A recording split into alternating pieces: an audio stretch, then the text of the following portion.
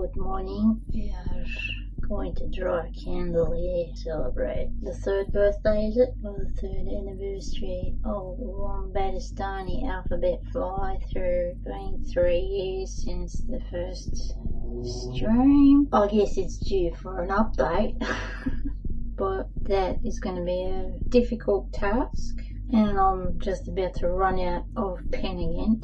Freestyle consolidation without structure to reflect on how the written word made me deaf, blind and mute.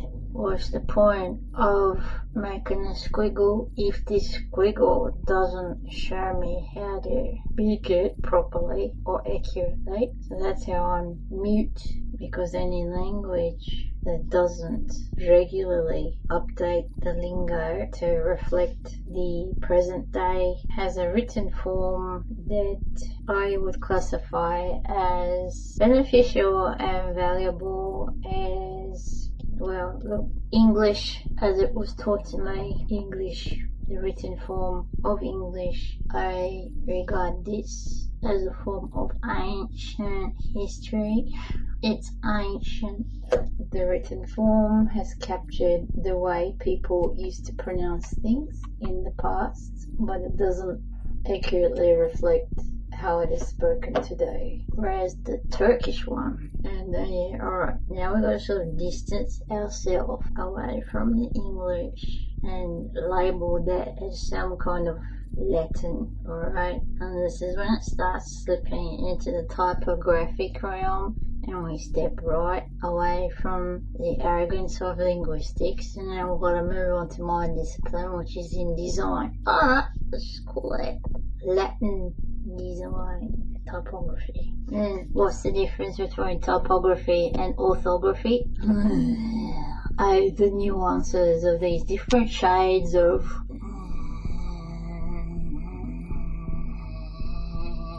can we just say it's one in the same, pretty much, just about, for me? Yes, it is. Typography being attached to the formology of creating a physical letter thing, but the orthography starts slipping towards the so-called spellingography. That kind of shit where I can't stand the... It's very frustrating space, because there is a need to be precise and be able to be specific. However, they are both a form of, let's just say, okay, that's your common denominator. You can put pretty much whatever the hell you want in here, but it's connected to the graphology side of it. So I'm kind of happy to let it go that way. So we've got this Latin design, this is the English, and yeah, this is ancient history. But when it comes to Turkish, and this is where there's the inherent problem of, let's just perhaps do the split further down here, because it really needs to be classified as Turk. Yeah, let's put a little U here. Turk. That is what I regard as the core root sitting in my lingo that's come from the bloodline. And then we've got the issue of, oh, but what about English? And this is the bilingual complication. Turk is blood, and that's immediate family, but this one is the so-called motherland. The so-called motherland, alright, let's just describe that as the motherland or native shore. So, this one is the surrounding environment, generally outside of the family home space. So this will include, I'll just say Telstra, as a means of the dealing with the day-to-day transactional aspects of life, going to doctors and setting up your electricity and having all of this contact with this external thing that falls into the class of community. And then you got other things like school, which are, it becomes another form of, yeah, this stuff shaped and nurtured you as you were growing up, and that's the planet you have to sort of learn how to live in. So with the Turk, from this graphy type of thing, I've got the issue of, right, then we've got the Turkish, where they've regrettably called that Turkish, which is not appropriate. Turkey. What do you call the people of Turkey? And then I've got the other complication of, the fashion's changed. We can't call it Turkey anymore. You're going to say Türkiye or Türkiye. How do I pronounce Türkiye?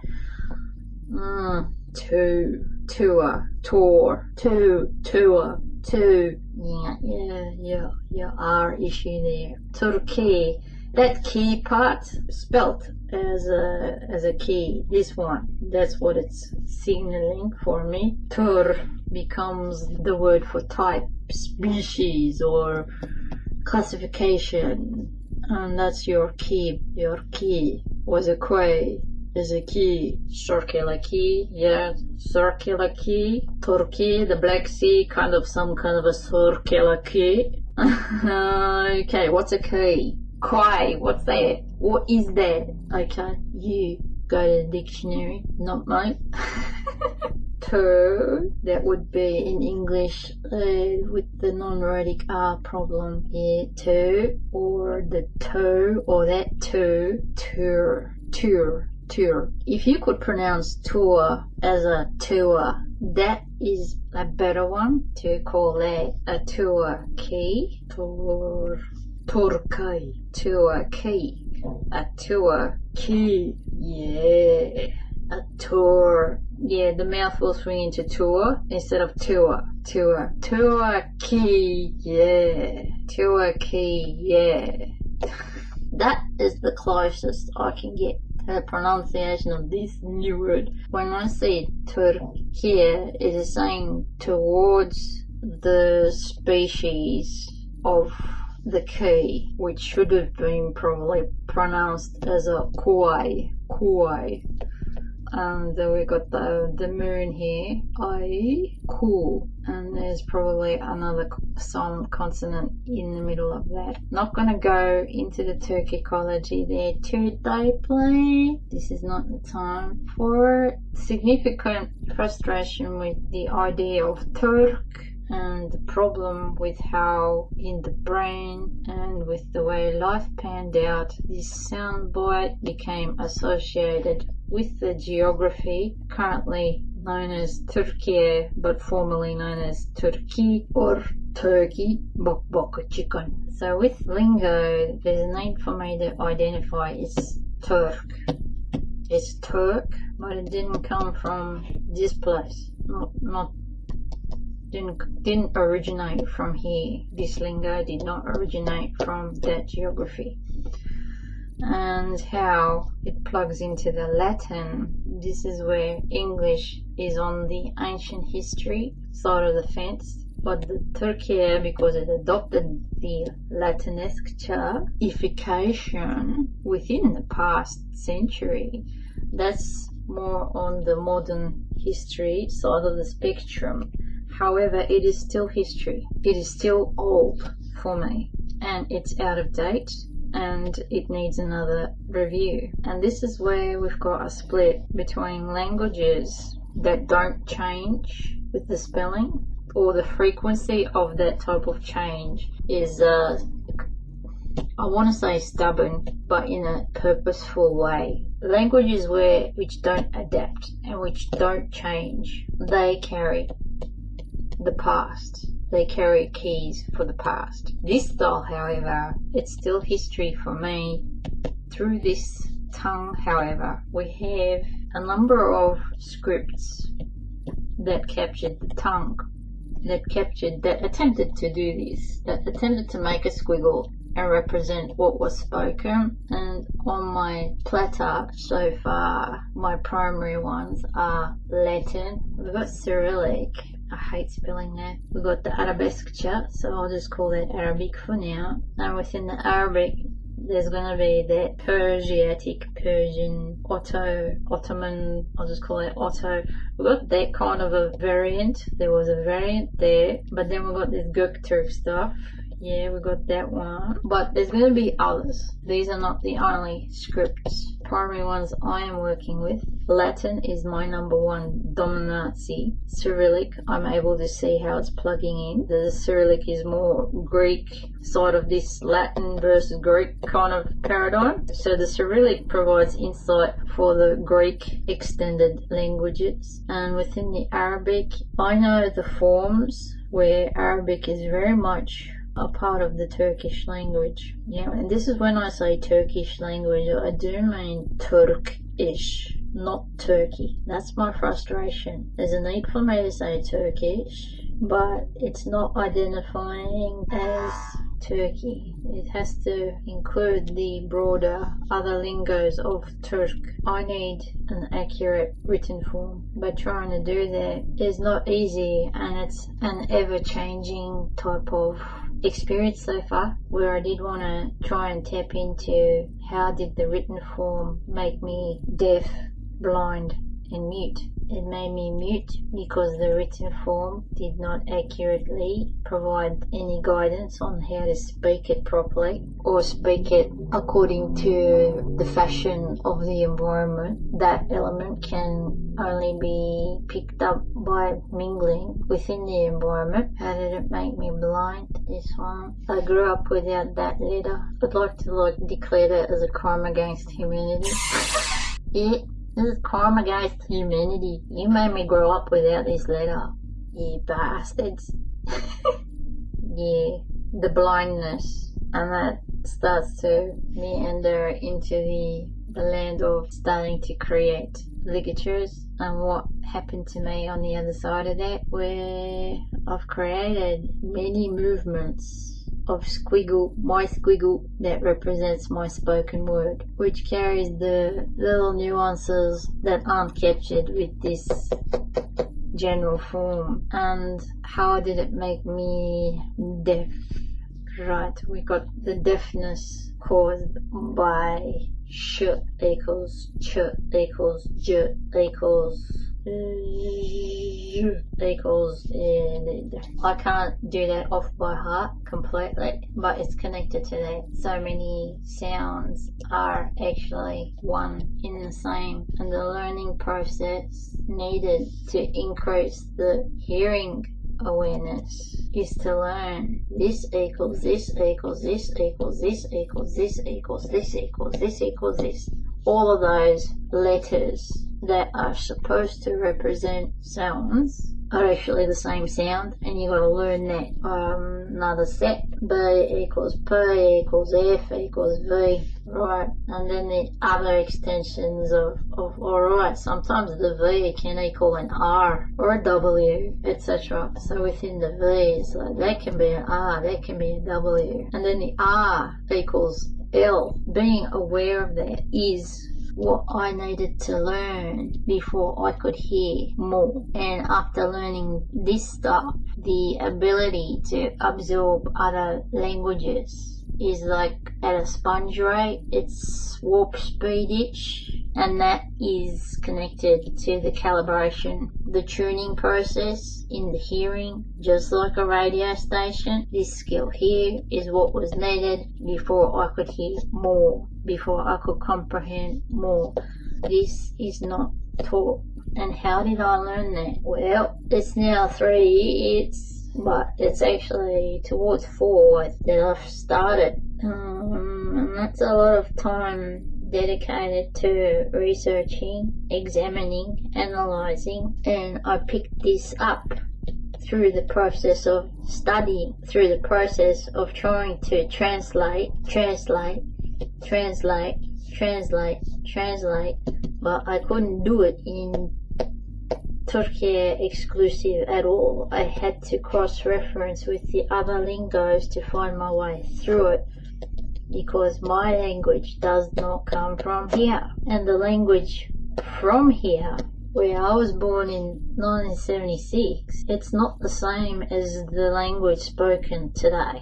It's a different language, and the people of today will be probably very quick to say, no, Turkish is still Turkish, it hasn't changed. They're going to be pretty strong about how the language hasn't changed. You are native, you are born in the country, you are young, your concept of the sounds that you grew up with is not the same as what I grew up with. And it's not the same as what my parents grew up with. You can't perceive the change until you leave the country for about 40 years minimum and spend considerable time without much exposure to it. And then when you review the stuff 40 years later, yeah, it's a different language. When I hear it on the TV or through the internet now, this is like usually when mum is watching, there are so many foreign words in this language that are just not a part of me. They are new, they are not a part of what I grew up with.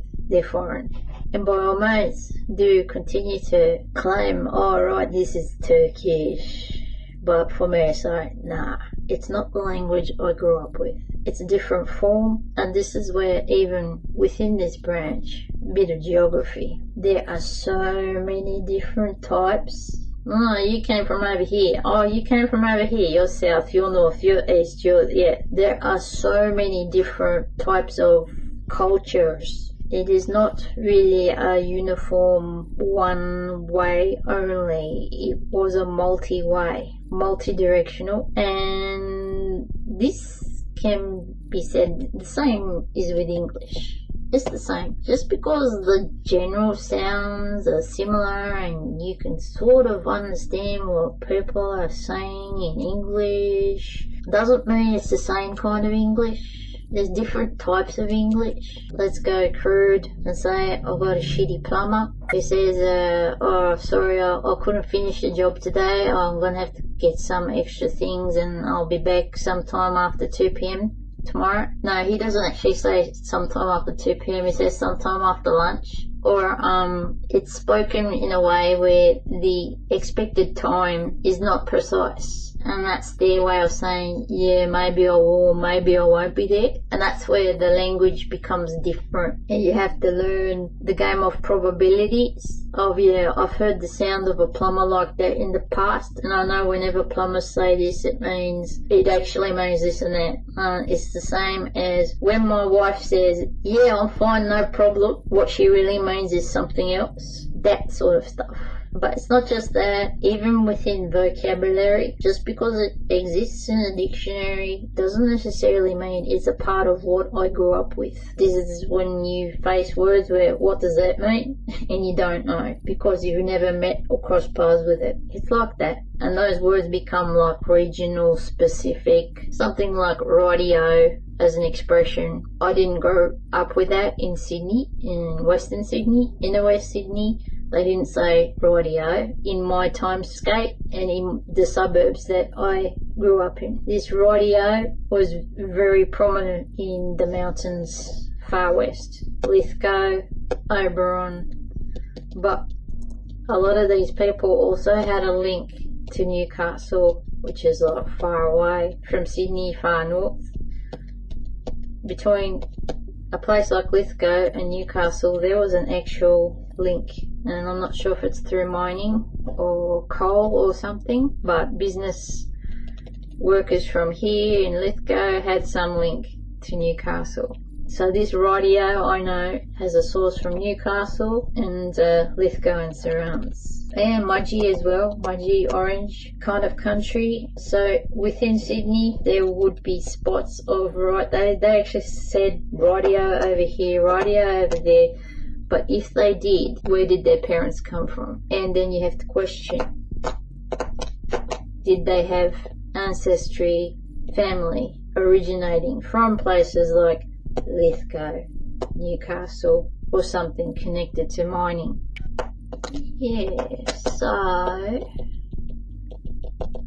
I think I'll just leave it there because there is a need to consolidate the actual alphabet. I am facing the need to do that soon because there's a need to review the character mapping within the word processing documentation. I guess at some point when I have the free time, I will need to do a stock take of the alphabet, incorporate all the new forms that have been created along this journey. There was a need for me to just touch base with the graphy side, where here I did a squiggle trying to represent the spoken word. Yeah, there was a need to just tap in the and then you do that and it becomes the O, and then that became the W, and then the same happening with the The function of these stems, especially this one being an and the story of how I could see that evolving versus this one, and the function of what does that dot actually do. Being able to start seeing the typography of how the R was connected to a H and an N. Yeah, didn't draw that too good, but being able to say how the letter H is carrying R, is carrying N, and the H in one over here and over here. It's cuts there. And need to also just tapping on how this Latin and this Cyrillic through the, is that a B or a P letter? And then it's something like that. And then is that an F? Is that an F? Is that a B? Is that a P? And the answer is yes, without question. The creation of that, and how through the Cyrillic I could see the F form and the B as well, and the glockenspiel letter, the Gluck, that one. It's not appropriate to sort of, when I try to talk about that, it's not appropriate to go, alright, this symbol here represents this specific sound thing. It's not like that. This is me going, alright, there was a beautiful moment here where this made sense, where the extension of the going into an U into a W made perfect sense as a linear progression. This one, why do we spell things with CK? Because that C and the K is inside this glockenspiel thing. I'm gonna just pause here because it's done yet too long. There's a need for me to attempt